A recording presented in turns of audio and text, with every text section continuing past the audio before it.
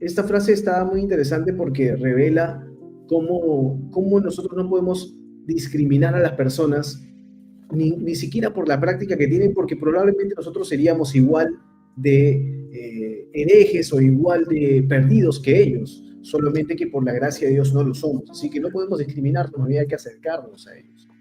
Claro, sí, lo que quería comentar, se me pasó a comentarlo al principio, es que mucha de esta presentación o del video de hoy lo he tomado de este libro que están viendo acá en pantalla, The Kingdom of the Occult, que también está en su versión en español, que se llama El ocultismo y su reino, escrito por la hija de Walter Martin en realidad, porque acá dice Walter Martin, sino que es la hija de Walter Martin que llega a escribirlo basándose en las lecturas, en los podcasts que Walter Martin deja, porque él es considerado como que uno de los más grandes apologistas cristianos de la década de los 80. De hecho, muy probablemente para los que estén ciertamente familiarizados con el tema de la apologética, seguramente conocen el nombre de William Lane Craig.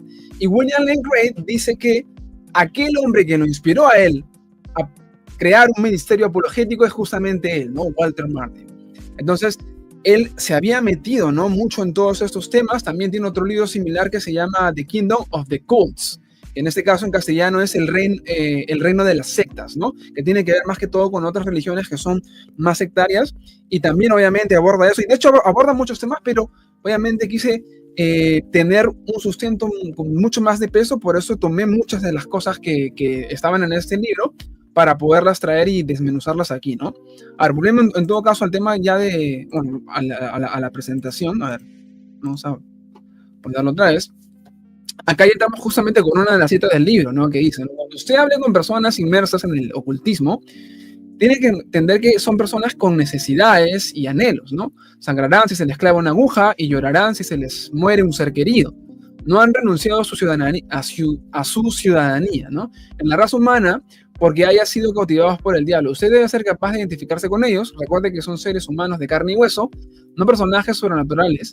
Debe darse cuenta de que podría ser uno de ellos. Si no fuese por la gracia de Dios, nosotros seríamos uno de ellos, ¿no? Entonces, claro, es muy importante esto, porque a veces podemos tener algún concepto de que las personas que están metidas en todo esto, como que de repente ya, por el simple hecho de estar con nosotros, ya como que están todos los demonios ahí, o nos pueden lanzar tal vez algún tipo de hechizo. De repente es como que una sugestión mucho más alta, como que si fueran personas tal vez completamente disociadas, ¿no?, de la realidad. Pero justamente Walter Martin, que se encargó de lidiar mucho con estas personas, lo que vio justamente era que eran personas comunes y corrientes como tú y como yo, pero que tenían sus propios intereses, ¿no? O sea, esos intereses ellos intentaban alcanzarlos a través del uso de estas artes oscuras.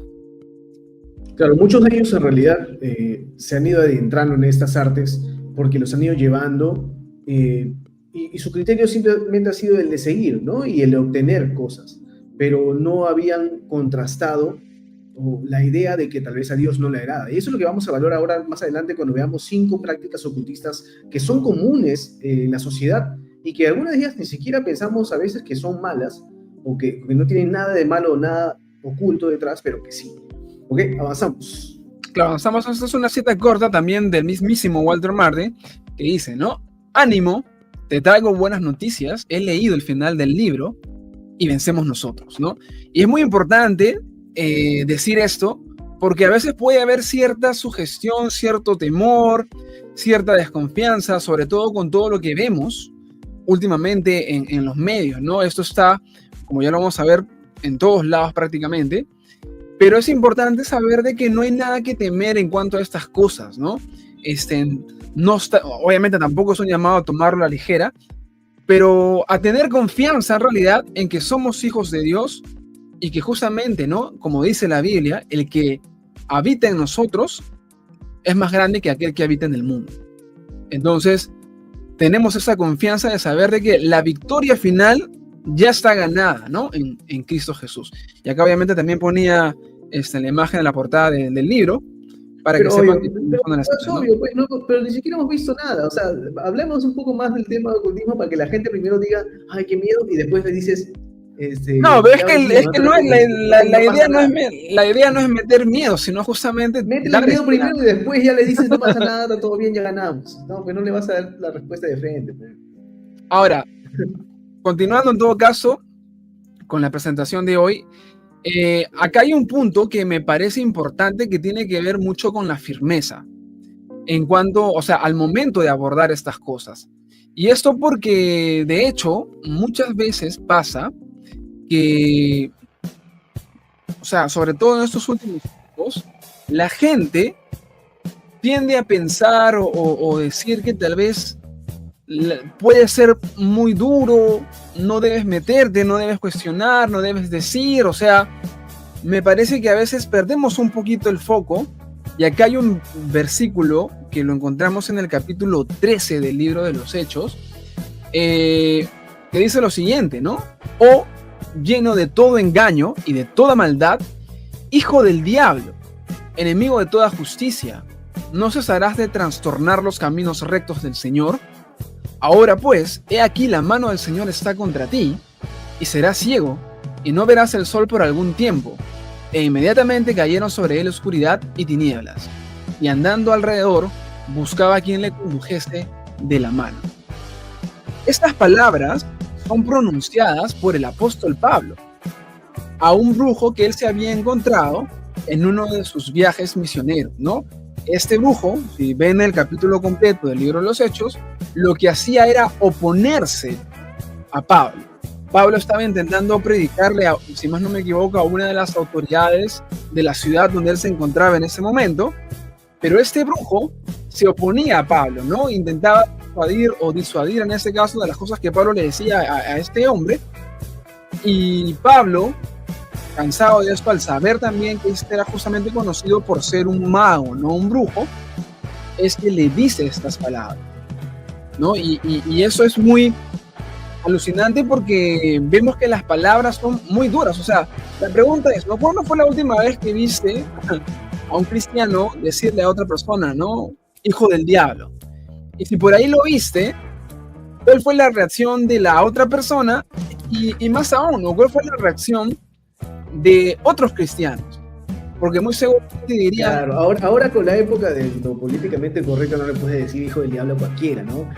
Obviamente. Es más, tampoco, inclusive si estuviera endemoniado y tú le dijeras, oye, este padre está endemoniado, alguien, un mismo cristiano te va a decir, oye, no le digas así, pobrecito. Es propio, pero de todas maneras es cierto que él estaba siendo frontal en función de la revelación que tenía de parte de Dios sobre esa persona. Y por eso le profetiza algo y prácticamente es una maldición lo que le ha lanzado. Pero no es que podemos nosotros andar maldiciendo a la gente. Claro, le lanzó una maldición. De hecho es muy locazo porque muchas veces se hace ese contraste, ¿no? Entre el Nuevo y el Antiguo Testamento. Y por ejemplo, ¿no? De repente se me viene a la mente ese texto donde Eliseo, cuando se encuentra con unos chicos que se están burlando o se quieren burlar de él, le dicen calvo, calvo, y él dice, no, maldito sean, y sale un oso y se los devora, ¿no? Y de hecho vemos acá que es muy similar, ¿no? En realidad Pablo de continuo estaba teniendo posesión de este hombre y lo maldice, ¿no? De cierta manera, o sea, le dice un mal, ¿no? Que va a venir un mal de parte de Dios para esta persona queda ciego, ¿no? Acá yo saco dos cosas, ¿no? Primero, que no es un tema de juego, ¿no? O sea, Dios ese tipo de cosas las toma muy en serio. Tres, obviamente tampoco esto es un versículo para que tengamos carta libre de ir y maldecir a todo el mundo a diestra y siniestra, porque finalmente es una experiencia, no es algo prescriptivo, ¿no? No está la Biblia en ese momento mandándonos a maldecir a todo el mundo, pero justamente como acaba de mencionar Andrés, probablemente sea un tema del discernimiento que tuvo Pablo en ese momento para hablar de parte de Dios a esta persona. Pero lo que le dijo de parte de Dios... dice que debemos ser firmes también con ciertas personas que se están pasando de lanza. Claro, o sea, pero la firmeza, cuando tenemos que ser así de firmes, es algo que necesitamos discernir de parte del Espíritu Santo, definitivamente.